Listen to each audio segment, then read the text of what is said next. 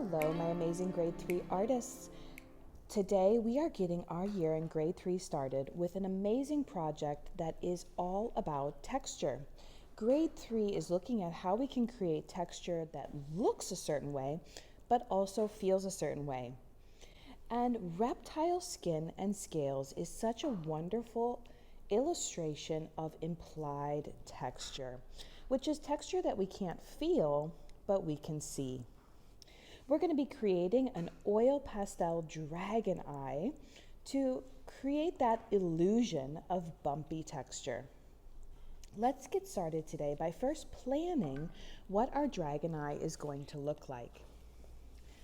Today you will see at your table that there are some different simple drawings of dragon eyes that have a range of different pupil shapes as well as scales.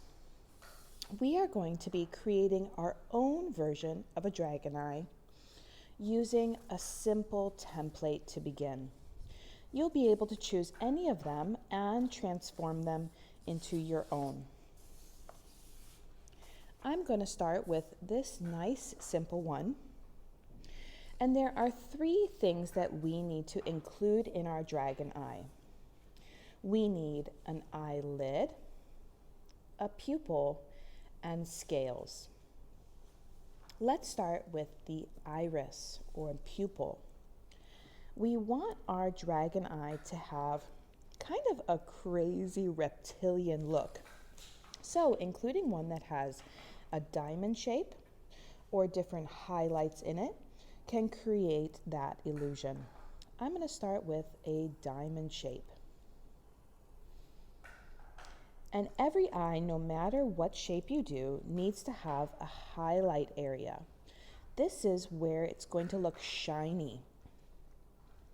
I also include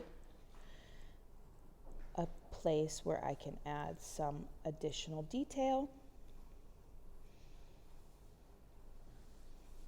Yeah, simple is good. I'm going to complete up to here before moving on to my eyelid.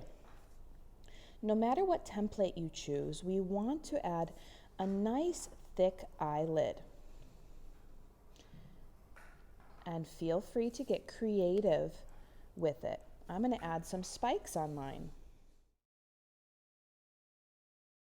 I sometimes like to add a few details on the inside of my eye. Simple is better. We want our shapes to actually be quite large because when we go into doing our oil pastel, if our shapes are too small, we will have a tough time getting our oil pastel crayon to fit inside that shape. Let's keep that in mind as we move to our very final part, which is to create some scales.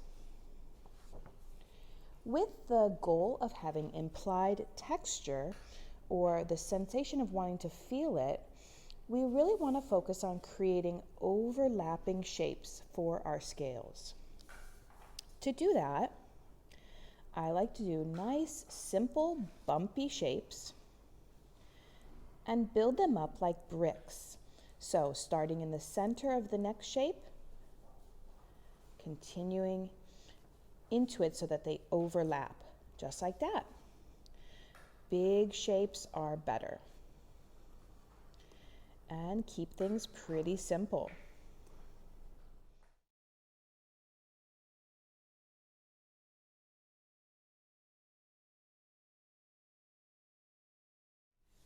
As I get out towards the outside of my paper, I like to either create a little bit smaller shapes, more shallow shapes, so not as deep, or shapes that detach from my actual scales. So creating some little bumpy circles is a good way to transition from the focus of our eye out to the edge of our paper. We want to make sure that our shapes go all the way to the edge and even sometimes falling off the edge of our paper. This is going to really finish our composition well.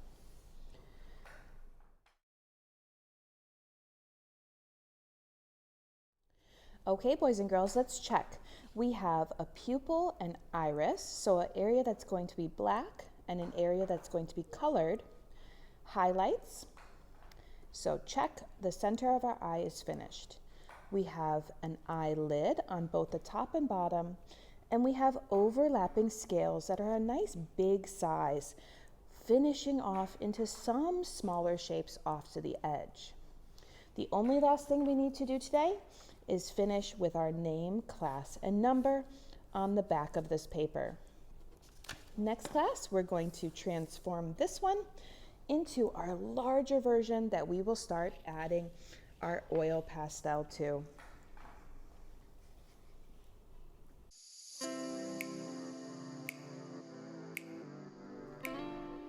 Last class, we designed all of the shapes for our dragon eye to create the illusion of texture. I have made them bigger on drawing paper, and now we are ready to start our oil pastels. Today, our focus for our oil pastel is just going to be on the iris, pupil, and some of the eyelid if we get to it. Now, one thing that we want to have as a goal is using colors that are neighbor colors on the color wheel. These are called analogous colors. Analogous colors blend really nicely together. So for my pupil and iris today, I'm going to choose red, red-orange, and orange as my neighbor colors. So in your oil pastels, you can choose 3 colors. I think I'll actually blend to make yellow also. So we've got our analogous colors picked out, but now the how. The how is that we are going to be coloring with sunshine line coloring. Here's how we do that. You can even start all the way out here. I start with my darker color first and outline the edge of the shape that I'm going to be using.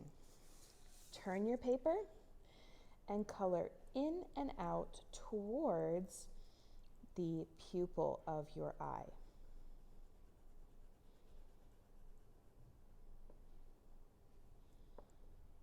In and out coloring, sunshine lines. Then take your next color and we are going to color next to it also in and out. This will allow us to blend the colors together. So I'm coloring in and out of the red.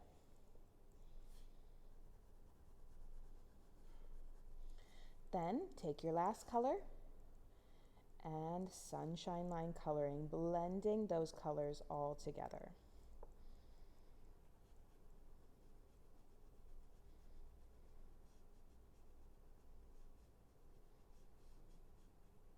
Now I'll do the same on the other side.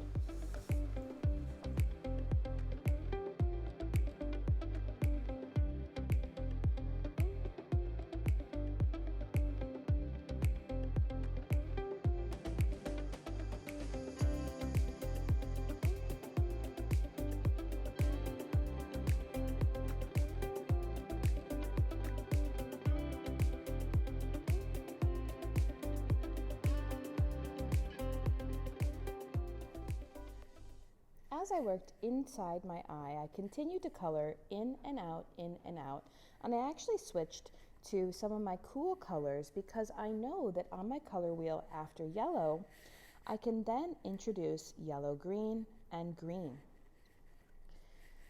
The final part of the inside of our eye is looking at the pupil, which is the black part of the eye. For the pupil, we are going to choose just pure black.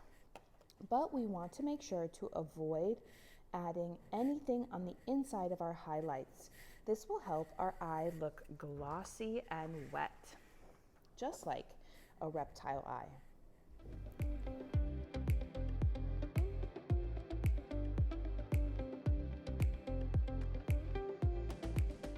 Finally, if we have time today, we are going to go ahead and move on to working on the eyelid. Now, you're welcome to continue with warm colors if you've done warm colors for the eye, but I honestly like to switch to cool colors now. So your boxes should be split into your warm colors and cool colors. And since I primarily did warm colors for my iris of my eye, I'm going to switch to some cool colors for my eyelid. Now again, keep moving down the color wheel. I think for my eyelids, I'm going to choose blue-green, green, and yellow-green. So I'll choose those to make my eyelid look nice and rounded. Green. Let's choose a little bit more of a blue-green.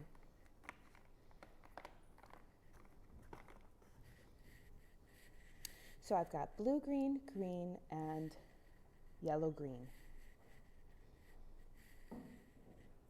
I've picked a blue-green, green, and yellow-green. And what I'm going to actually start with is my lightest color for my eyelid. For my eyelid, I'm going to take and color a line of my lightest color right down the middle of my eyelid before coloring sunshine line top to bottom of my eyelid.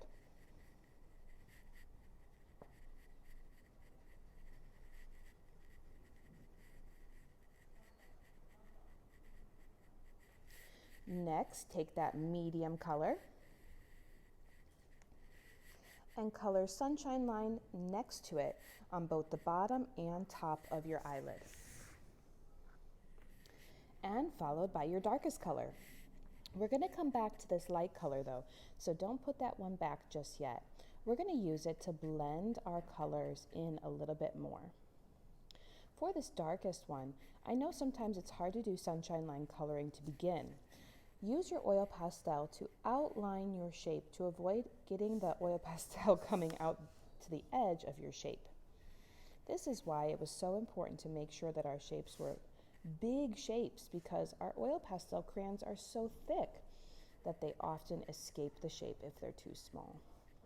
The reason that we do sunshine line coloring is because it grabs the color from the other area and blends them like a paintbrush mixes the paint.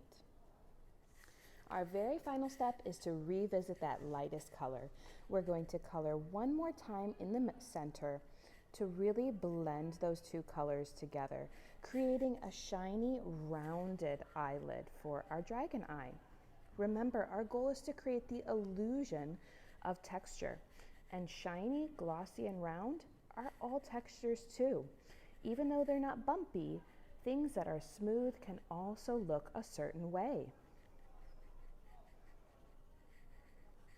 I'm going to go ahead and apply the same technique to my bottom lid, and then the center of my eye will be finished.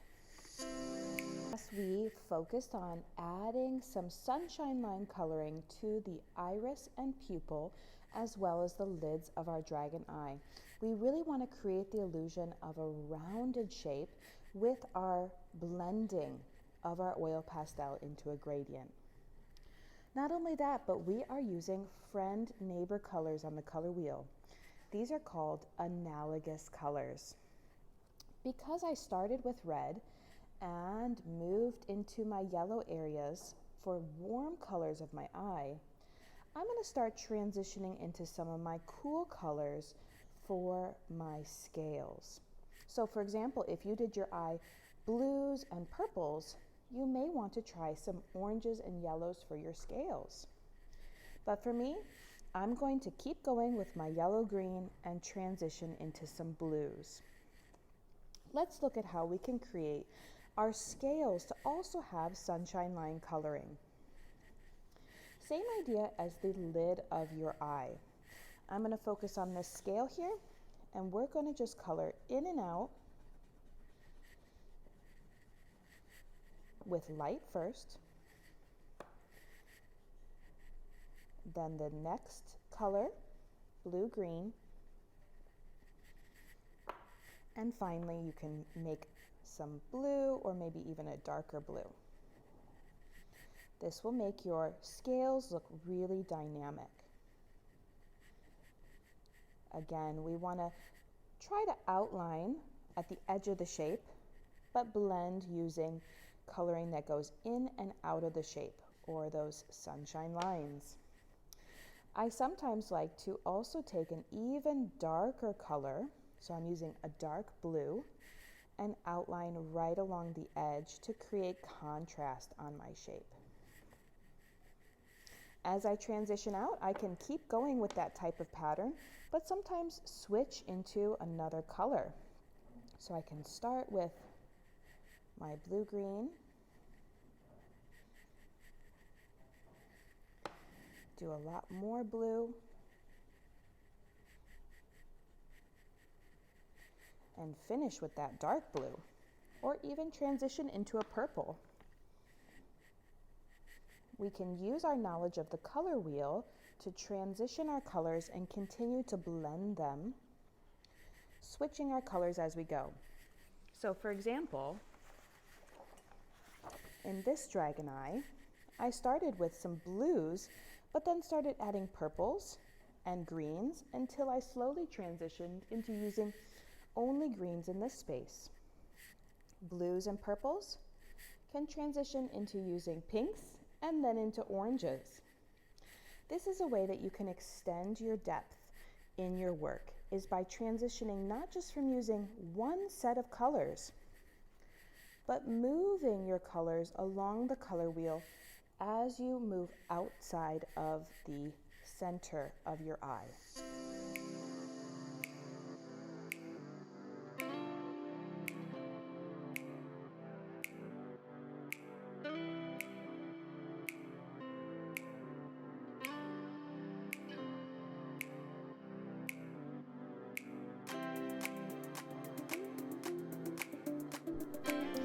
And finally, the very last thing that I'd like to give you some instruction on is how to handle these individual shapes. If you have done some small little bulbous shapes, we also want to focus on making those look like they are round.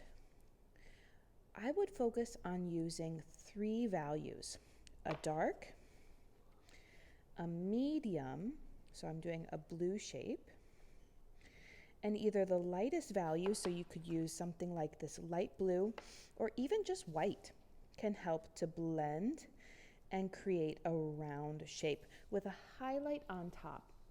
So you'll notice there's shadow around the outside, medium with that highlight. All right, boys and girls, I'm going to keep working on my dragon's eye, and I hope you have fun working on yours.